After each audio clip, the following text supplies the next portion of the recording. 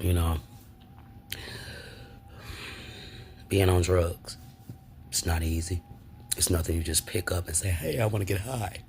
No. Usually you go through trauma and go through a lot of things, and then drugs is your self sabotaging outlet.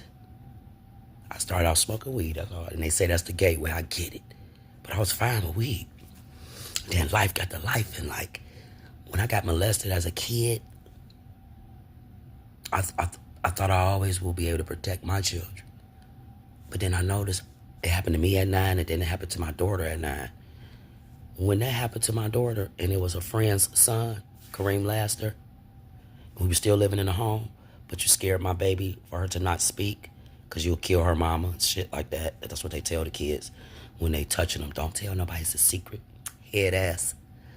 My baby didn't tell until he went to jail fighting his girlfriend. Long story short, he tried to put his situation in my baby mouth, slapped my baby 15 times because she wouldn't give him oral sex. They gave him second-degree fondling. I asked the chief of police, I was like, that's what they do? I mean, oh, because he didn't penetrate and tear her all up and all that. Gory, it got to be extreme for y'all to file charges on a man touching a girl or even looking, whatever. But that's when I started doing drugs, y'all. And I went heavy. I started doing E-pills. A couple years later, then I started doing powder. And then I started hitting rock. I did everything. I ain't do no acid or whatever that is. PCP and all them. I ain't do no acid and all that. Or heroin, because that's what my parents died from. It was like, you had to have some limits. Crystal meth, I was going, y'all. I was going hard because I was trying to deal with it. I couldn't get no justice. And then that messes your kids up, you know what I mean? You're like, damn, I didn't ask for this. I'm pretty decent, you know.